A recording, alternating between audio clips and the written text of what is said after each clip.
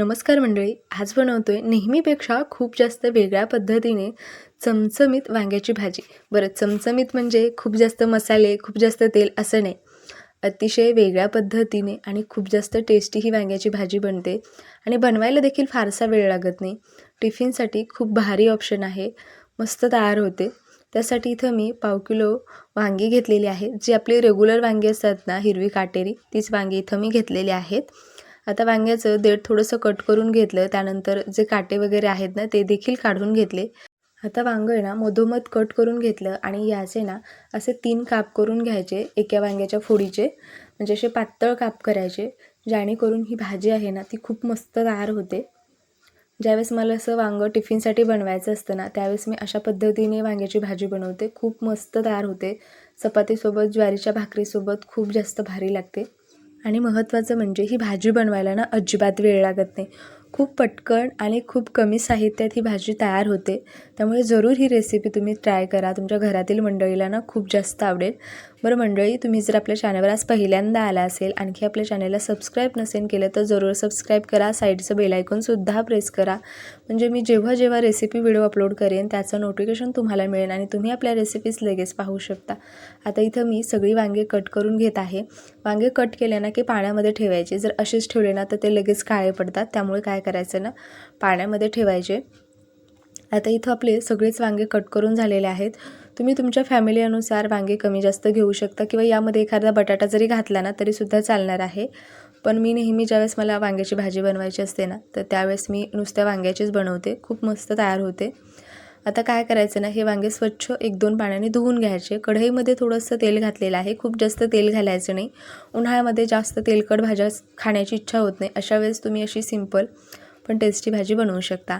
आता इथं कढईमध्ये थोडंसं तेल घातलं आणि स्वच्छ धुतलेल्या वांग्याच्या फोडी यामध्ये घालायच्या आणि ह्या ना मस्त 2 मिनिटासाठी फ्राय करून घ्यायच्या.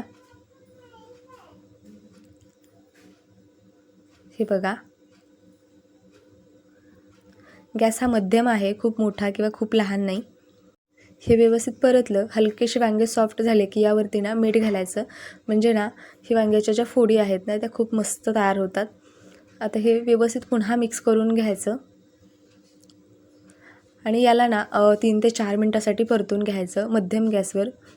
तोपर्यंत याला लागणारं छोटंसं वाटण तयार करून घेऊया. त्यासाठी मिक्सरच्या भांड्यामध्ये 5-6 लसणाच्या पाकळ्या, मुठभर कोथिंबीर घातलेली आहे.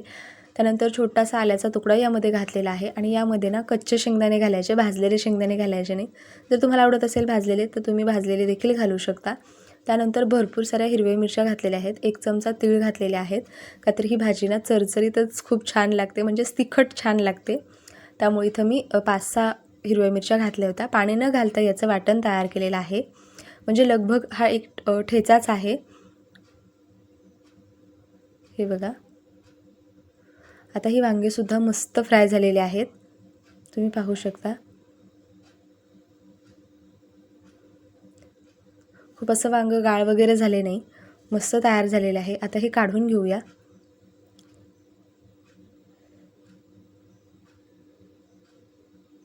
इथे ह्या वांग्याच्या फोडी मी सगळ्या ताटामध्ये काढून घेत आहे.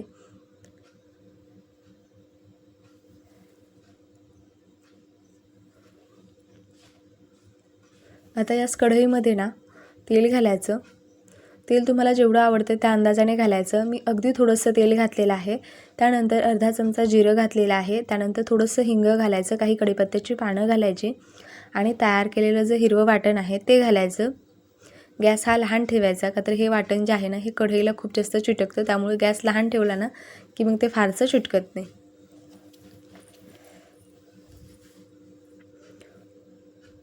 आता यामध्ये ना थोडंसं पाणी घालायचं.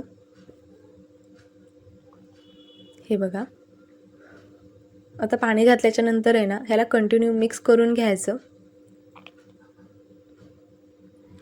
आता यामध्ये पाव चमचा हळद घालायची आणि अर्धा चमचा धना पावडर यामध्ये घालत आहे आणि चवीनुसार मीठ यामध्ये घालायचं.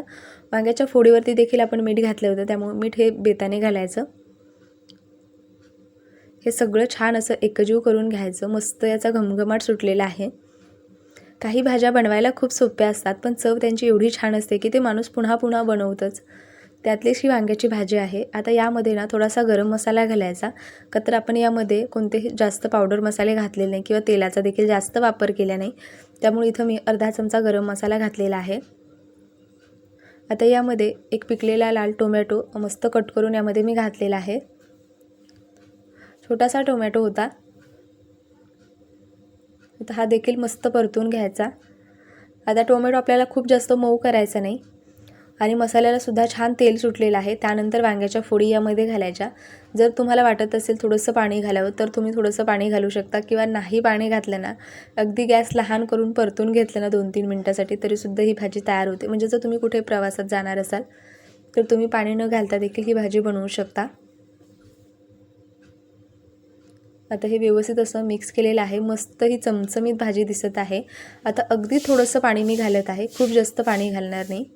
अगदी थोडंसं पाणी घातलं म्हणजे काय होतं ना, मसाला खूप जास्त असं कढईला चिटकत नाही. त्यामुळे इथं मी अगदी थोडंसं पाणी घातलेलं आहे. आता आपण वांगे फ्राय केलेले आहे त्यामुळे ना ही भाजी तयार होण्यासाठी फारसा वेळ लागत नाही. आता यावरती झाकण ठेवून फक्त 2 ते 3 मिनटासाठी ही भाजी आपल्याला शिजवून घ्यायची आहे. ते देखील लहान गॅस करून. हे बघा आणि मस्त इथे चमचमीत आपली मस्त हिरव्या मिरचीतली वांग्याची भाजी तयार झाली. ही रेसिपी तुम्हाला कुठेही जरासुद्धा आवडली असेल ना मंडळी, तर व्हिडिओला लाईक करा आणि चॅनलला पहिल्यांदा आला असेल तर चॅनलला सबस्क्राईब करा. तर इथं आपली ही वांग्याची भाजी तयार झाली. यावर भरपूर सारी कोथिंबीर घालायची. ज्वारीची भाकरी आणि ही भाजी ना मंडळी रिअलमध्ये सांगते खूपच जास्त टेस्टी लागते. तर चला मी भेटते पुन्हा अशाच एखाद्या रेसिपीमध्ये. तोपर्यंत तुम्ही आजची ही रेसिपी जरूर ट्राय करा आणि कशी वाटली ते कमेंट करून जरूर सांगा. Bye bye.